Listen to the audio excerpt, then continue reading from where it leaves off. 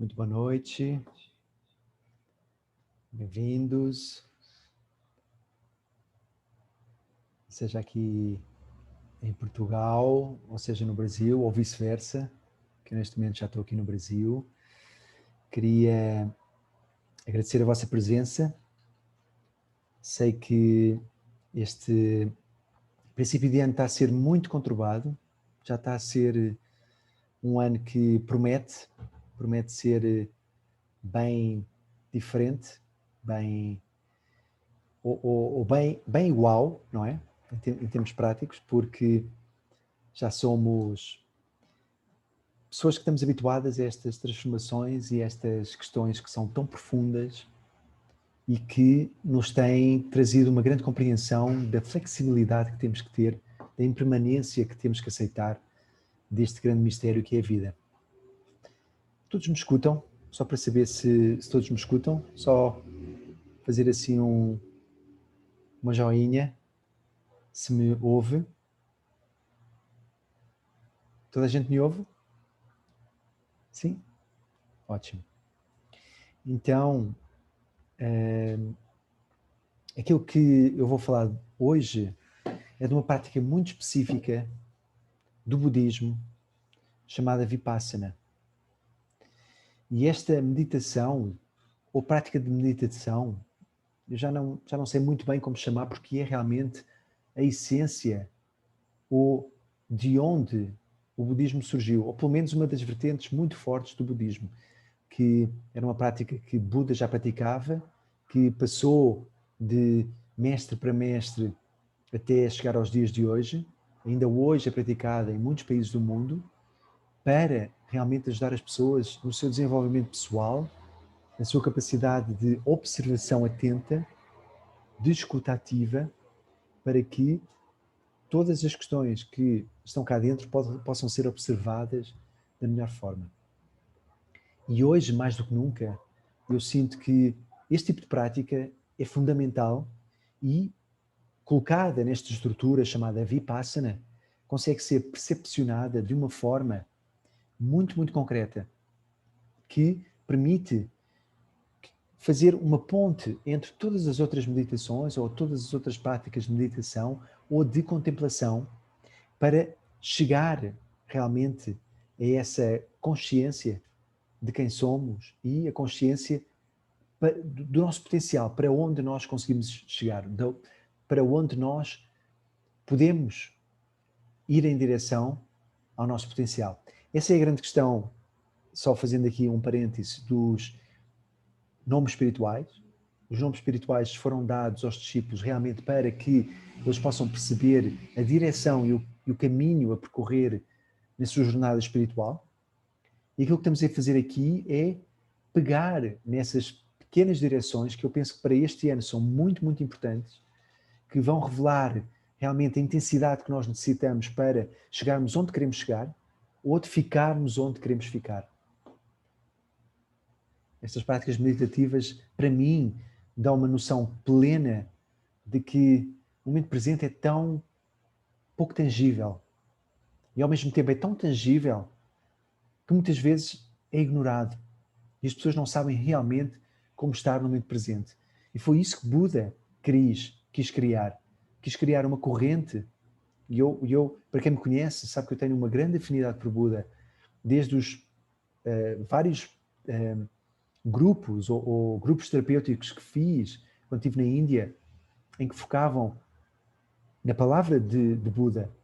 E lembro-me de uma história que eu, quando estava lá na Índia, tirei duas cartas de dois baralhos diferentes de tarô, esses baralhos que têm mais a ver com certas questões da vida de Buda, mas também de outros mestres espirituais e também da vida em geral.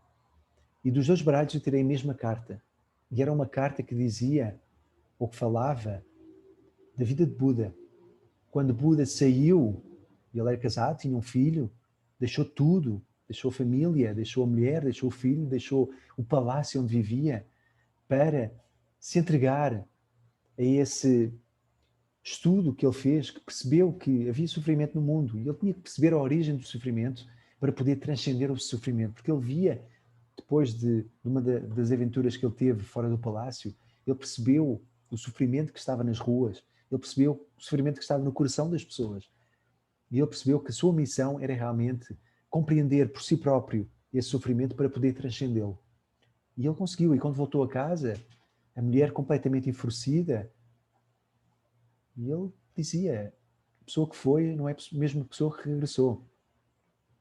Então, eu sinto muito como Siddhartha, que depois se tornou o Buda, que é realmente essa pessoa que busca, que quer achar respostas para as perguntas mais profundas do ser, mais profundas da alma, mais profundas do coração, para chegar a uma percepção daquilo que estamos aqui a fazer. Qual é que é o nosso propósito? Qual é que é a verdadeira razão pela qual estamos aqui na vida? Será que é para ter aquele trabalho das 9 às 5, poupar dinheiro suficiente para ir fazer aquelas férias, para depois voltar e continuar a fazer esse trabalho? Será que esse trabalho, mesmo que seja nesse formato, é um trabalho que nós gostamos, que nós amamos? Este é o trabalho que, para mim, vai ser 2021. Eu já falei nisso em live, já falei nisso nas sessões que dou, que é o caminho do coração, que é nós realmente percebemos o que é que está dentro do nosso coração para podermos abrir a chave desse coração para que esse coração possa espalhar o seu dom no mundo, espalhar aquilo que pode dar ao mundo, para que esse coração possa unir-se com o coração das outras pessoas. Quando os corações estão abertos, flui amor, flui essa energia que tem compaixão, tem perdão, tem gratidão, tem compreensão, tem coragem, tem discernimento. Então todos esses valores estão guardados no coração. Mas para chegarmos ao coração, precisamos realmente de limpar essa mente, essa visão que tem um véu que não nos permite olhar diretamente para o nosso caminho, para aquilo que nós queremos. Então o Vipassana é uma das formas mais profundas de colocar isto em prática. E é uma prática que não tem forma, que tem várias, digamos, práticas ou subpráticas, mas não é uma meditação. Como, por exemplo, a última sessão nós falámos de mindfulness. Para quem não conhece e para quem já ouviu falar assim de repente, mindfulness é muito parecido com Vipassana, mas é muito diferente. E eu queria deixar aqui claro o que é realmente a Vipassana, quais é que são os seus benefícios e deixar aqui uma prática para que nós possamos realmente praticar. E eu aconselho, eu vou dar aqui no final da sessão um link de uma meditação que eu chamei Harmonização dos 4 Corpos, que realmente nos permite nós entrarmos em contacto com esse corpo, com esse coração, com esses órgãos, com essa mente, com essa condição física manifestada que nós temos aqui na Terra. Porque a Vipassana, que vem, como eu disse, do budismo, Theravada, vem dessa linhagem, desse estudo tão profundo que Buda deixou, se caracteriza essencialmente pela concentração profunda e observação das sensações do corpo. É nós entramos no momento presente. No momento presente de uma forma que conseguimos ver as coisas como elas realmente são. Essa é, se você vir a tradução literal de Vipassana, quer dizer ver as coisas como elas realmente são. Essa é a grande definição de Vipassana. E como é que nós chegamos a ver as coisas como elas realmente são? Em primeiro lugar, temos que eliminar. Vocês sabem que eu vou muito para o contrário, não é? Temos que eliminar aquilo que não nos permite ver as coisas como elas realmente são. E muitas vezes é um mistério, porque nós nem sabemos o que é que as coisas realmente são. Nós não sabemos quem é que somos. Eu estava a falar com uma pessoa ainda há 2 dias atrás, segunda-feira, e estávamos a falar sobre pensamentos, estávamos a falar da lei da atração, estamos a falar do The Secret, do Segredo, que é um livro que virou filme, ou vice-versa, que eu lembro-me de ver, foi um dos primeiros filmes que falava de física quântica, falava de energia, falava de telepatia, acho que saiu no ano 2004, foi quando eu vi, e a pessoa estava-me a dizer que não conseguia controlar os seus pensamentos, que os pensamentos tornavam-se uma coisa atrás da outra, um turbilhão de ideias e de sensações e de pensamentos, de energia. E eu perguntei-lhe, mas o que é que são os pensamentos? Nós, para conseguirmos controlar alguma coisa, temos que saber o que é que estamos a lidar com. Não é? Então eu perguntei o que é que são os pensamentos. E ela não sabia. Ela dizia, não sei. São pensamentos, são coisas que estão aqui. Então, pensamentos são energias mentais que dão forma àquilo que acontece na nossa mente. É uma energia, é um fluxo energético que muitas vezes acontece de forma inconsciente. Nós temos aqueles pensamentos que são inconscientes, muitas vezes são sensações que não são muito claras, mas que, na sua essência, é uma energia. E é uma energia que nós podemos parar. Eu disse à moça, disse assim, olha, mas nós podemos parar isso. E ela disse, mas como? E eu olhei para ela, olhei nos olhos e disse assim, parando os pensamentos. Eu fiquei calado por 1 minuto. E eu disse assim, agora os meus pensamentos pararam. Não estou com pensamentos. E não quer dizer que não esteja a pensar. Eu estou aqui a falar com você e eu estou sem pensamentos. Mas continuo a falar. E o que é que está a sair da minha boca? Aquilo que está a sair é energia.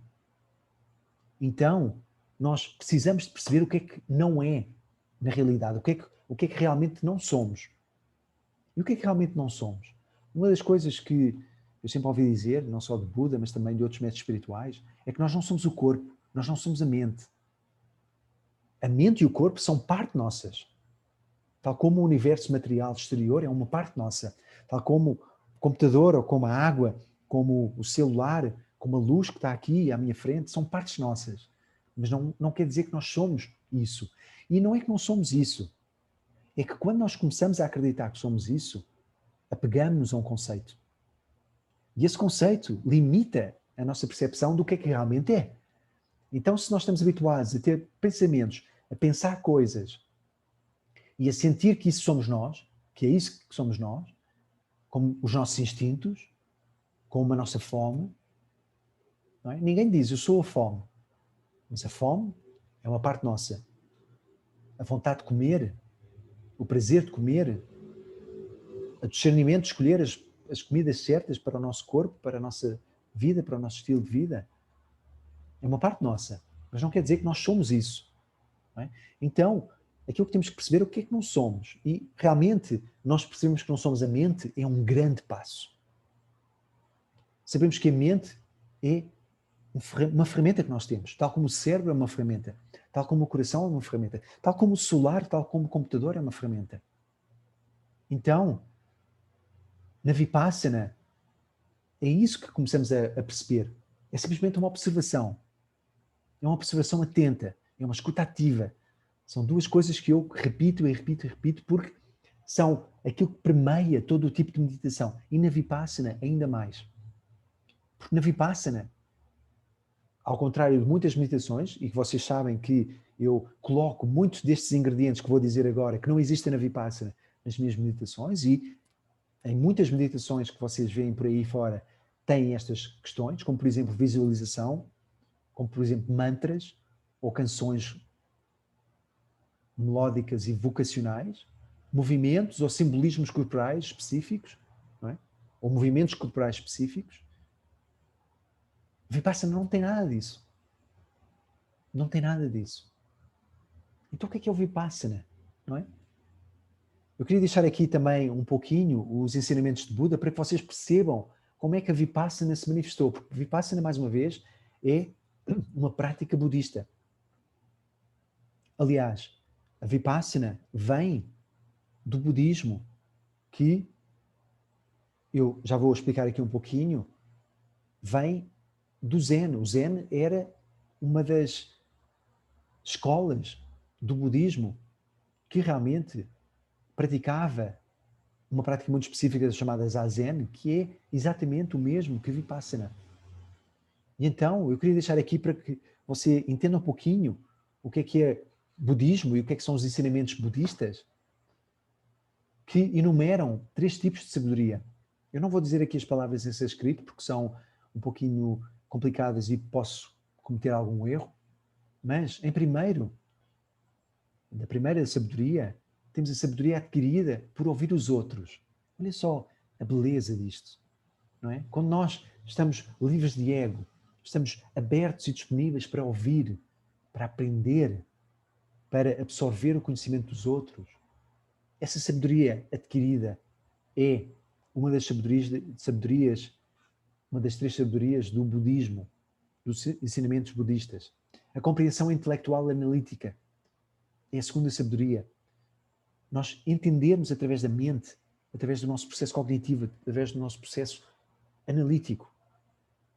E depois temos a sabedoria baseada na experiência direta, pessoal, aquela que é a nossa experiência que não está nos livros, que não aprendemos dos livros, que não aprendemos de ninguém.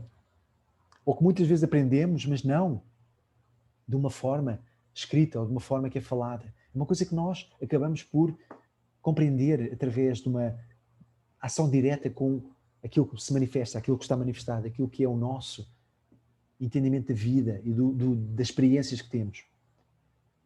E Buda também deixa bem claro as 3 características da existência. Ou seja, a existência o que é?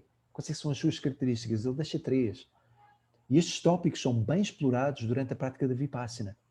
A consciência de que tudo é impermanente, que a realidade se modifica a cada momento, que o eu também é impermanente e que a não consciência disso gera dukkha. Dukkha que quer dizer sofrimento. Então, a primeira característica da existência é a impermanência. A impermanência que diz que nada é permanente. Quantas vezes é que nós já ouvimos falar disto, e principalmente ouvimos falar disto de mestres espirituais? Nada é impermanente. Nada se perde, nada se cria, tudo se transforma. Nada é permanente. Nada é sempre o mesmo. Porquê? Porque existe uma eterna evolução que parte de uma eterna expansão. Então esta é a primeira característica da existência. É a não permanência. É a impermanência. Depois, temos o não eu. Outra característica da existência. Que é a ausência de um eu permanente. Que deriva muito da impermanência. Não é? E não tendo a consciência desta impermanência, a não consciência da impermanência gera dukkha. E dukkha é o sofrimento. Então, uma das características que o Buda falava muito e que está em todos os textos budistas, se você ouve um budista falar, de apresentar o trabalho de Buda, a primeira coisa que ele fala é do sofrimento, porque foi isso que levou Buda a sair do palácio. Foi isso que levou Buda a querer romper com a inconsciência, com a impermanência. Porque ele estava num estado de permanência, ele estava num estado de riqueza, de abundância, era tudo perfeito. Ele era filho ele era um príncipe, não é? Ele era filho de um rei. Então, era tudo perfeito, era tudo uma permanência. Tanto que uma das questões que o pai dele nunca falou era da velhice. Porque ele queria que Buda não tivesse qualquer contacto com o sofrimento, porque ele não queria que ele sofresse. Não é? Mas que erro tão profundo, porque o sofrimento, o envelhecimento, são partes tão intrínsecas da vida, são tão intrínsecas da impermanência da vida. Então, quando Buda percebeu que havia sofrimento, que havia envelhecimento, que as pessoas morriam, ele ficou chocado, ele não conseguiu voltar para trás. E foi aí que ele decidiu encontrar a raiz do problema. Não colocar um esparadrapo nas consequências dessa raiz do problema, dos sintomas. Ele não queria fazer com que os sintomas se tornassem permanentes. Ele queria romper com essa permanência dos sintomas. Ele queria ir à raiz do sofrimento. Ele percebeu qual é que foi a raiz do sofrimento. Ele conseguiu se liberar. A isso se chama a iluminação, o samadhi. Então, sabendo que a vida, estas 3 características da existência fundamentais, não só para o trabalho de Buda, mas também para o trabalho que nós estamos aqui a fazer. Ontem não estávamos com Covid, hoje estamos com Covid. Amanhã podemos ter outra mutação do Covid. O que é que vai ser o futuro? Não sabemos. E o que é o momento presente? Eu tenho-me debruçado muito disto. E eu, inclusive, há 2 dias atrás, coloquei uma frase de Buda falando sobre o momento presente. E quanto eu sinto que, hoje em dia, nós temos que ser tão flexíveis, com principalmente a nossa impermanência, com aquela característica que nós temos dentro da nossa mente que nos diz que vai ser tudo igual, que vai ser tudo perfeito, que vai ser tudo permanente, quando de um dia para o outro as coisas mudam. E as coisas podem mudar radicalmente. Seja por uma consciência que nos ilumina o cérebro, nos ilumina a mente, seja por uma doença repentina, seja por uma pandemia que aconteceu do nada, que se gerou do nada, que coloca todo o mundo sem fronteiras em lockdown.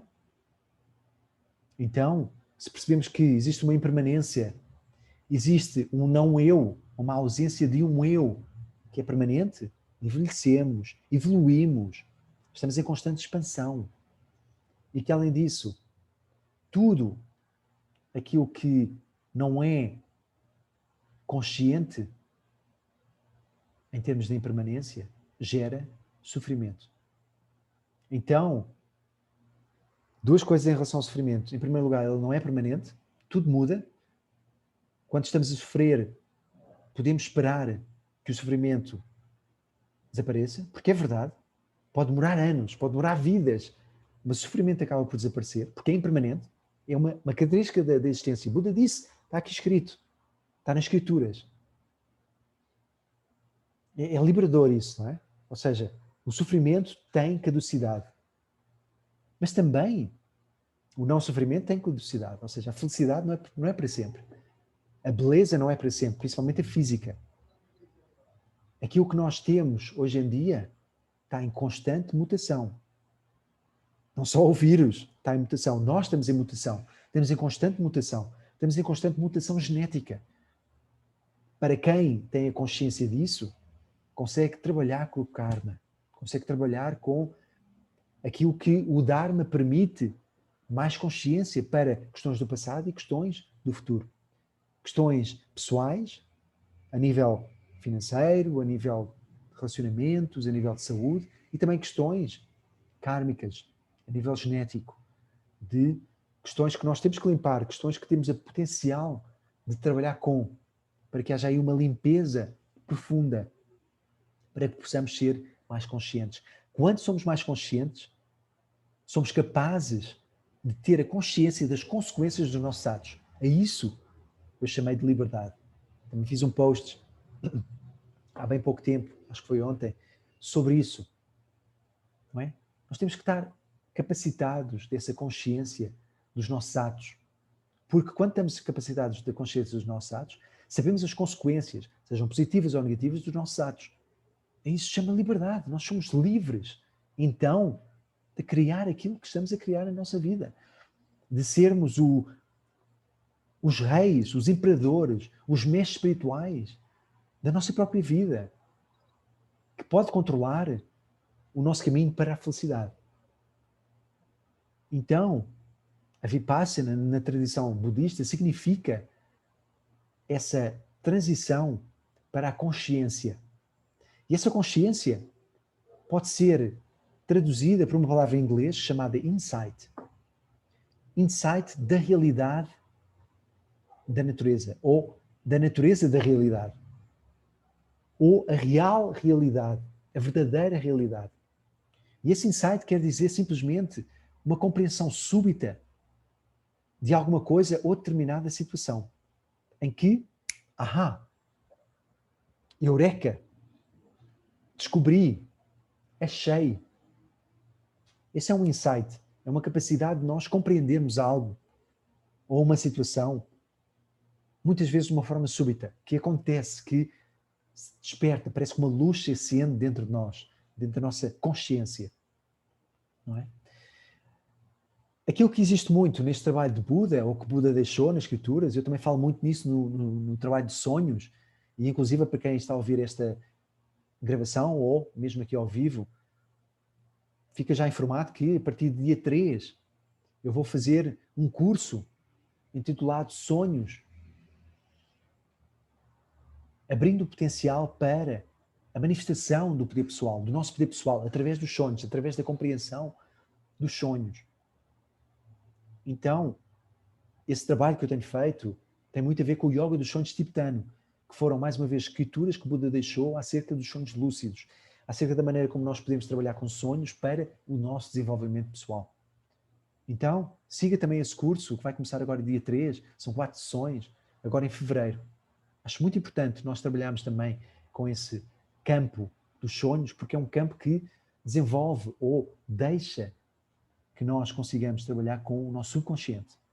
E é no subconsciente que estão muitas questões, principalmente esta questão da dualidade, Samatha Vipassana, que é normalmente esta dualidade usada para discernir dois aspectos da meditação budista, respectivamente a concentração, tranquilidade, calma, que vem dessa Samatha, e por outro lado a investigação, que vem da Vipassana. Então é uma dualidade que vive, transpira no trabalho de Buda. E esta dualidade pode ser um caminho para nós realmente, por um lado, conseguimos ter a capacidade de investigação, mas por outro lado, temos a capacidade de calma, concentração, foco e tranquilidade, que é muito, muito importante nesta Vipassana, que é muito importante no Zazen, nessa prática do Zen, budista principalmente, que é realmente nós entrarmos num campo de concentração profundo, que não nos deixa distrair por nada que está ao nosso redor. A Vipassana pode ser desenvolvida de várias maneiras, através de contemplações, introspeções, observações de sensações, principalmente sensações físicas ou daquelas que podemos observar através dos nossos sentidos, mas também de uma observação analítica, através da observação da mente analítica. Sempre tendo como meta esta observação, esta investigação, que é o insight. As práticas podem variar de escola para escola e de professor para professor, sendo, por exemplo, uma variante comum o grau de concentração necessário, que pode variar entre atenção simples, que é basicamente a prática dos jhanas. Os jhanas foram, enfim, é um conceito que eu não vou explorar aqui muito, mas é realmente uma prática, ou para uma prática ainda mais requerendo uma atenção complexa, que é realmente o Zazen. Então, o objetivo é levar o praticante à experiência direta da realidade. E essa realidade acaba por ser uma questão que pode variar de pessoa para pessoa, não é? Cada um tem a sua percepção da realidade. Mas aqui o que queremos é chegar a uma realidade comum, que é a realidade da essência, que é a real realidade, que é uma realidade que não muda com o tempo, com o espaço, que não muda consoante o país, consoante o idioma, consoante a tradição, a cultura, consoante o ensinamento da pessoa, a escola da pessoa, a educação da pessoa. É a mesma coisa que olhar para um copo de água. A água não vai ser diferente. O copo não vai ser diferente. O que muda é a nossa percepção. Talvez para pessoas que olhem para uma água possam pensar que é uma coisa diferente.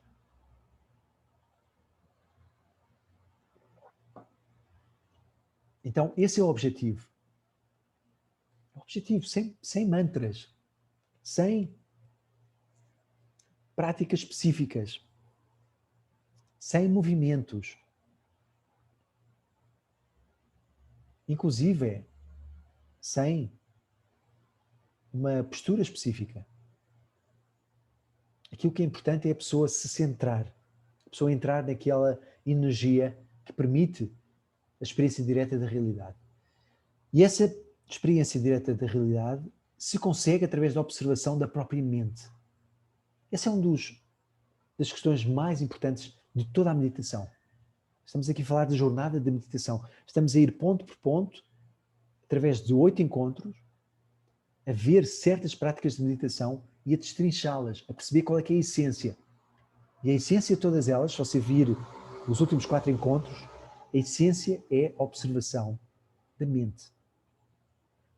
Porque é na mente que está a maior parte dos obstáculos.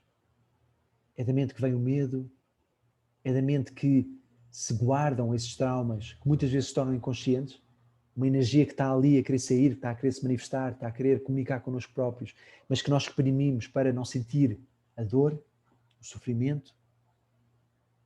Importante nós memorizarmos e realmente percebermos essas características dessa existência, dessa essência da existência, não é? que eu falei há pouco, de Buda. Eu acho que Buda tem ensinamentos incríveis e realmente foi um professor dos mais importantes de toda a humanidade. E o budismo é realmente uma religião que eu não chamaria religião, mas é uma religião que é uma das mais importantes do mundo, que tem mais seguidores, inclusive. Para não termos nenhuma outra distração além das que estão na nossa cabeça, na nossa mente, é importante nós sabermos que distrações é que são. Então o objetivo é não ter distrações para além daquelas que estão na nossa mente. Para que depois nós consigamos perceber que podemos nos abstrair, nos desapegar dessa atenção. Para nós entrarmos num estado em que percebemos que não temos onde fugir. Temos que encarar de frente e encarar o que vai surgir, encarar aquilo que está a acontecer naquele momento. Eu disse isto também muitas vezes, que a maior parte das pessoas desiste da prática da meditação porque entra em choque direto, logo no início, com a mente. Porque as pessoas têm a ideia que vão meditar para desligar a mente. É uma falácia. Não existe isso. Você não desliga a mente. A mente desliga-se a si própria quando você observa que você consegue controlar os seus próprios pensamentos. Que você não tem que se apegar a uma preocupação X ou Y, a algo que você fez no passado que deixou mágoas, que deixou ressentimento, criou dor e trauma. Você está sempre a querer livrar-se dessa energia porque ela consolidou-se pelo sofrimento. E você tem medo de coisas que possam acontecer no futuro, então você está constantemente a querer controlar o futuro. É muito, muito contraproducente, porque não leva a lado nenhum. Você não vai conseguir controlar o futuro, você não vai conseguir controlar o passado. E você só controla no presente aquilo que tem consciência e que pode controlar. E eu não estou a dizer que você deixe de pensar, eu não estou a dizer que você reprima ou ache ruim os pensamentos que tem. Não, é só uma questão de observação. Quando encaramos de frente, quando não olhamos para o outro lado e quando temos a capacidade de fazer, por exemplo, um retiro de Vipassana, onde se passam 10 dias sem se comunicar com outras pessoas, nem mesmo com gestos ou olhares, sem usar celular, notebook, sem ler ou escrever, onde você está completamente ali, presente, naquilo que está a acontecer dentro, não há distrações, onde você come uma comida simples, onde você passa cerca de 10 horas por dia a meditar. Isto são retiros que acontecem por todo o mundo. E são gratuitos também. A pessoa pode ir para um centro onde se faz Vipassana e ter 10 dias gratuitos de acomodação, de refeição e de práticas meditativas, onde você acorda pelas 4 da manhã e medita até mais ou menos às 9 da noite. E umas 10 horas diárias de meditação, onde só para descansar um pouquinho, para comer, para alongar as pernas e voltar a meditar. E a dedicação é realmente a aprender técnicas de meditações que Buda deixou há mais de 2000 anos. Estamos a falar de 2500 anos, quando o Vipassana se tornou uma prática por todo o mundo. E passou por todos os países do mundo. E neste momento está em todos os países do mundo. Então, antes de eu compartilhar convosco 2 práticas que eu acho muito interessantes você fazer em casa, e fazemos aqui um pouquinho, porque o tempo está a correr muito rapidamente. Antes de fazermos isso, eu queria só, então, rever um pouquinho o que é que são aqui as principais, ou os principais aprendizados do Vipassana. Hoje em dia, existe um mestre espiritual chamado Goenka, que é realmente a pessoa que está à frente deste movimento de Vipassana, que ele fala muito, mais uma vez, sobre a impermanência, sobre a importância de sabermos que tudo muda o tempo todo, o tempo inteiro, e que uma coisa hoje é boa, mas que amanhã pode não ser boa, ou vice-versa. não é? Essa vontade que nós temos de nos segurar à segurança, à certeza de sabermos aquilo que vai acontecer, gera a vontade de que as coisas sejam permanentes. É uma questão que, inclusive, professores que eu já tive, como por exemplo o Tony Robbins, um americano, com o qual fiz 2 cursos na América, e ele dizia que o ser humano tem 6 características necessárias, básicas, para que seja não só feliz, mas para que seja um ser que consiga viver no mundo. E a primeira é realmente segurança. Ele diz que o ser humano tem que ter segurança. Ele tem que saber que tem comida, tem proteção, tem um teto para viver, senão o corpo não aguenta, os hormônios não aguentam, as glândulas não conseguem segurar a produção dos hormônios necessários para o nosso bom funcionamento. Mas em segundo lugar ele diz que dessas 6 existe a impermanência, que é realmente a insegurança. Nós temos que ter insegurança, nós não conseguimos viver sabendo que tudo vai ser permanente. Nós não conseguimos viver sem esse desafio da impermanência. Porque aí o ser humano, se soubesse tudo aquilo que vai acontecer, soubesse aquilo que vai acontecer amanhã, depois da manhã, se já tivesse tudo planejado, por assim dizer, ele iria ficar aborrecido. Porque ele precisa de desafios.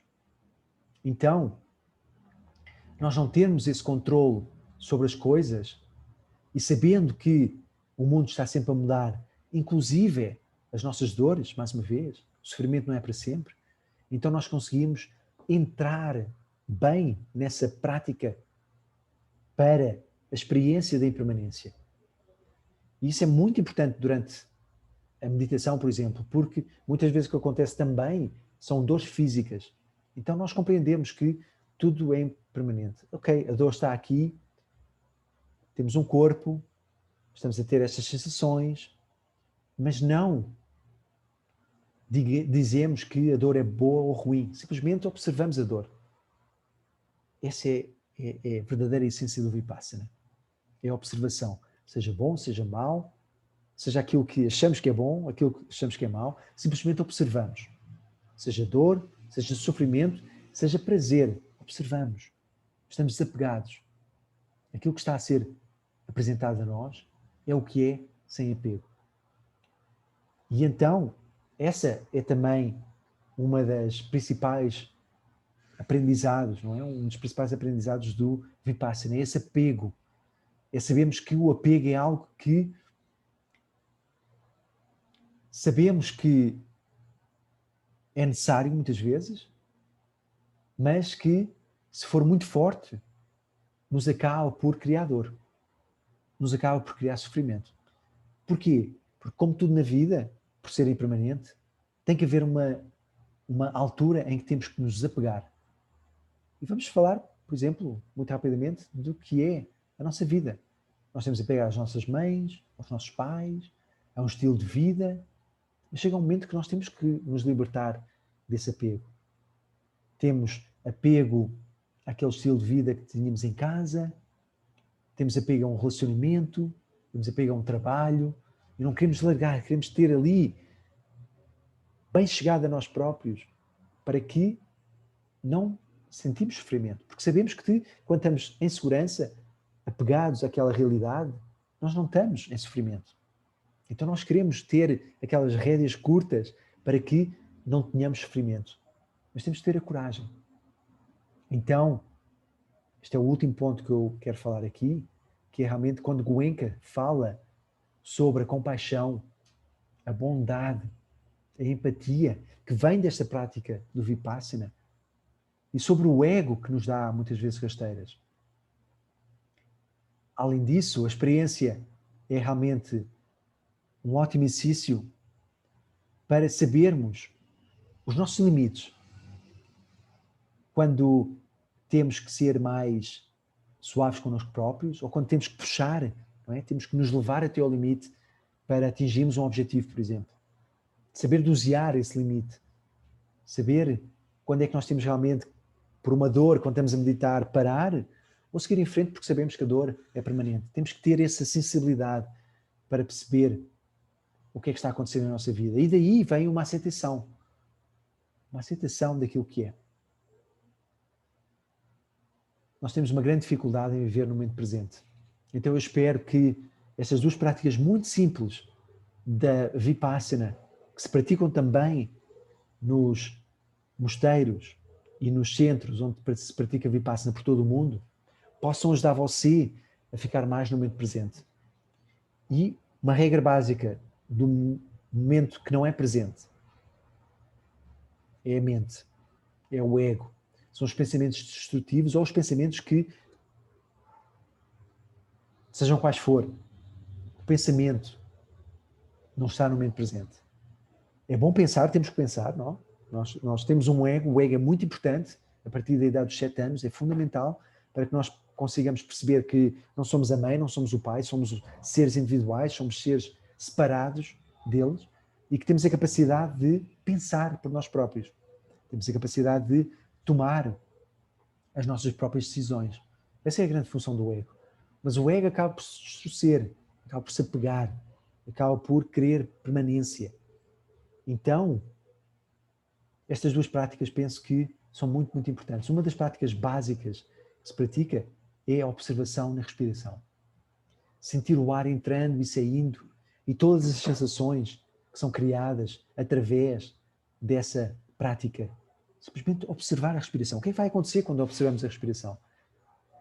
Acontecem pensamentos, acontecem sons, preocupações, mas nós voltamos a nossa atenção para a respiração. A outra é uma meditação que eu já compartilhei e eu vou compartilhar convosco, que eu tenho no Insight Timer, em que fazemos um escaneamento corporal, em que nós basicamente colocamos a nossa atenção nas várias partes do corpo e vamos simplesmente escaneando, percebendo qual é que são as sensações nessas partes do corpo e percebendo qual é que é a energia que está a sair ou que está presente nessas partes do corpo. Então agora, que eu já falei muito, quero então fazer aqui uma pequena prática de meditação. Quero compartilhar então convosco, esta prática que basicamente foca na respiração. E o foco na respiração, quando é perturbado por pensamentos, ou por energias, ou por sons, ou por questões sensoriais que estamos a sentir, essa atenção volta para a respiração. É a capacidade de nós percebermos onde é que está a nossa atenção. E quando percebemos onde é que está a nossa atenção, nós temos pelo menos o poder de escolha para colocar a nossa atenção onde queremos. Então, por exemplo, se você está no meio de pensamentos, você pode quebrar os pensamentos, principalmente se forem negativos, se você perceber que está nessa energia. Tal como falámos nas 3 características da existência, não é? Quando nós sabemos, como por exemplo, a tradução do Vipassana quer dizer, nós enxergamos o que é que realmente é. Quando nós conseguimos enxergar o que realmente é, nós conseguimos perceber o que é que não é. Então, nesse momento, é muito fácil perceber que os pensamentos não é onde nós queremos estar. Então, colocamos a nossa energia na respiração.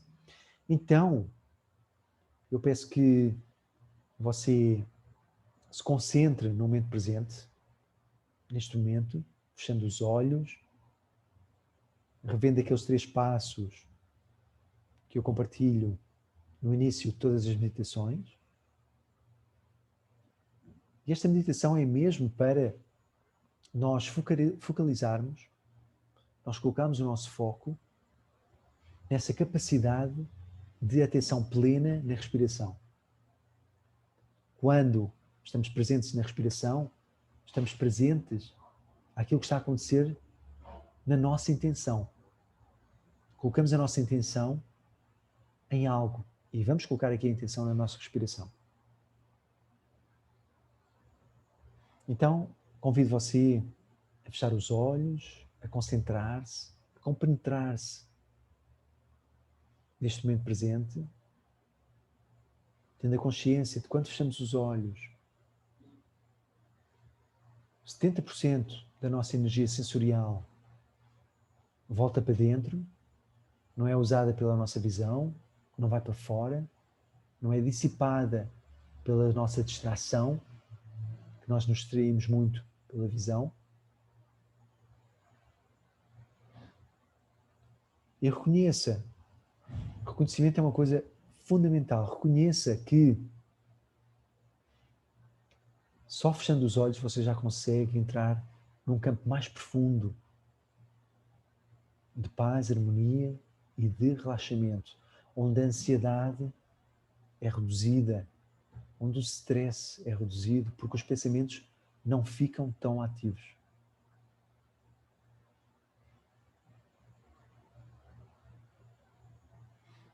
E em segundo lugar, endireite bem as costas. Endireitar as costas é colocar os ombros um pouquinho para trás, é colocar o quadril um pouquinho para trás também, fazendo uma pequena rotação para fora, sentindo as vértebras bem assentes nos discos e alinhados de vértebra em vértebra. O queixo vai um pouquinho para baixo, em direção ao peito, de modo a que essa coluna estendesse até ao topo da nossa cabeça, como se houvesse um fio imaginário que percorresse todo o nosso corpo através da nossa coluna, desde a terra até ao céu. Os pés estão bem assentes no chão, os joelhos à largura dos ombros, os quadris bem assentes na almofada, ou no chão, ou na cadeira. E, se possível, as costas desencostam-se da cadeira. As costas estão livres. Isto é uma prática muito clara no Vipassana. As costas estão livres para que não haja preguiça nem conforto, para que a energia flua. Não é que conforto seja ruim, mas para a prática de meditação, conforto demais pode dar preguiça, pode dar sono. Então o que queremos aqui é que haja presença, vitalidade, aquele sentimento de aqui e agora. E em em terceiro lugar, vamos respirar profundamente. Respirar profundamente implica encher a barriga de ar, deixar que esse ar eleve o diafragma, de modo a que os nossos pulmões se encham, expandam e permitam que todo esse ar se torne presente em todo o nosso corpo, de uma forma induzida, não aquela respiração que nós nem temos consciência, não. Uma respiração profunda, uma respiração com foco, com vitalidade.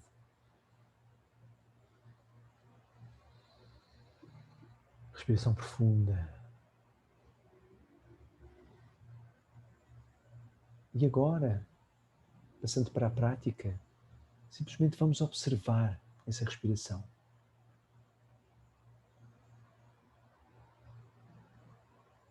Respirando profundamente, observe o ar entrar,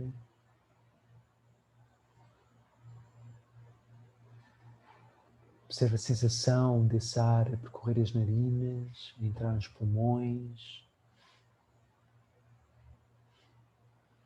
Observe as sensações físicas, o que é que muda, tentando manter o corpo mais presente e mais imóvel possível.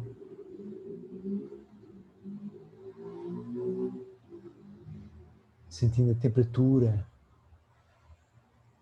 que entra pelo nariz, sentindo a temperatura que sai pelo nariz.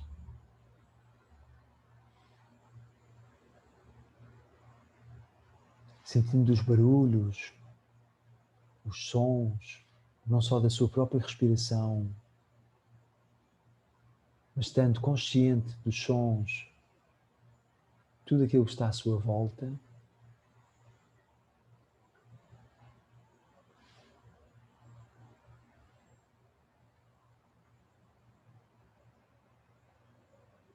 Se um pensamento assalta a sua mente, você volta a atenção para a respiração, para as sensações do ar entrar, para as sensações do ar a sair, para as temperaturas, para essa expansão que se sente no corpo. E observe a energia que é gerada por essa respiração controlada, tranquila e profunda.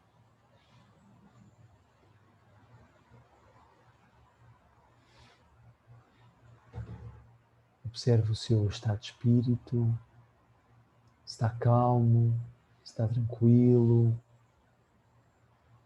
se você sente que está a chegar onde quer.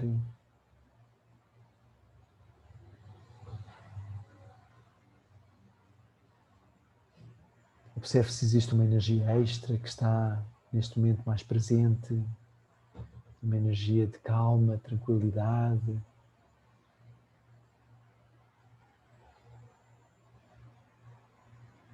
Simplesmente observe essa respiração.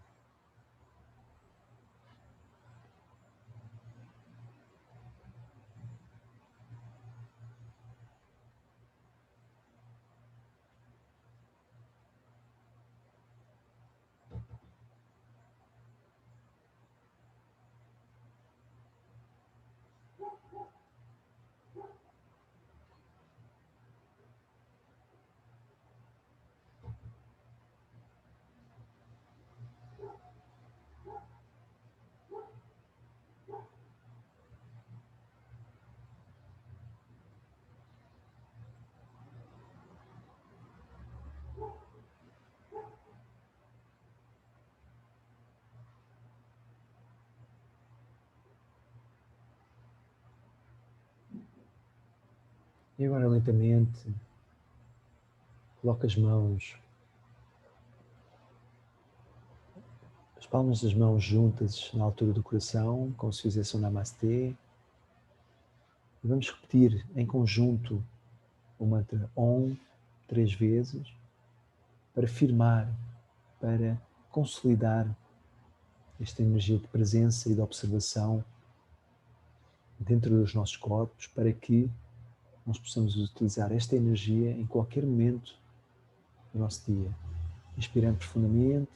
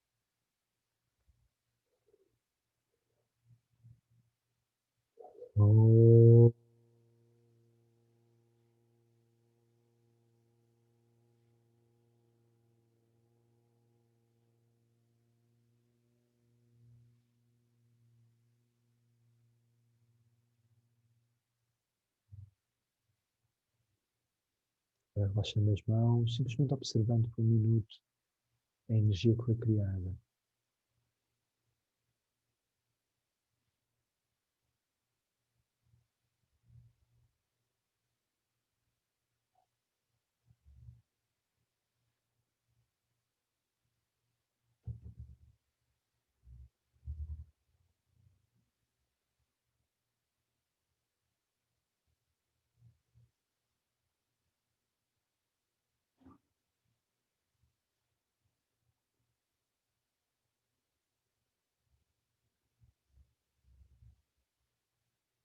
Agora lentamente, abrindo os olhos, voltando aqui à sala.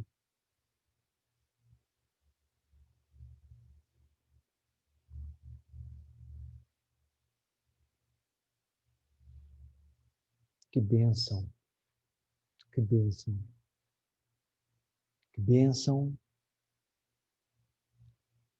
ter a possibilidade de praticar uma meditação que foi desenvolvida há 2500 anos atrás para nos ajudar a expandir e a realizarmos o nosso potencial, para conseguirmos compreender quem realmente somos e o potencial que temos para sermos quem ainda não somos e que não temos consciência de que somos. Mas eu acredito que está tudo aqui dentro. Que bênção. E eu deixo realmente a questão, porque é que Buda, há 2500 anos atrás, deixou estas práticas tão simples para ser praticadas, não só nos tempos que passaram, mas também nos tempos mais contemporâneos. É uma questão que fica para que você entenda o potencial profundo da prática da meditação, seja ela qual for. Os benefícios são tremendos, o potencial é incrivelmente desconhecido e pode realmente trazer benefícios inimagináveis, como por exemplo, paz de espírito, como por exemplo, compreensão universal, como por exemplo, compaixão, como por exemplo, gratidão, aceitação. Dessa forma me despeço. Muito grato pela vossa presença. E até à próxima sessão. A próxima sessão, que vai ser já sexta-feira, vai ser esta sexta-feira às 8 da manhã. Vamos fazer uma sessão muito, muito interessante, onde vamos falar sobre técnicas de autolimpeza energética, para que você possa começar este 2021 com o coração limpo, com o coração capacitado para transbordar a energia do amor, para que você consiga estar bem perto de quem você é, da sua essência, e possa compartilhar essa essência com o mundo. Para quem quiser ligar as câmaras, dizer um olá, agora seria o momento certo.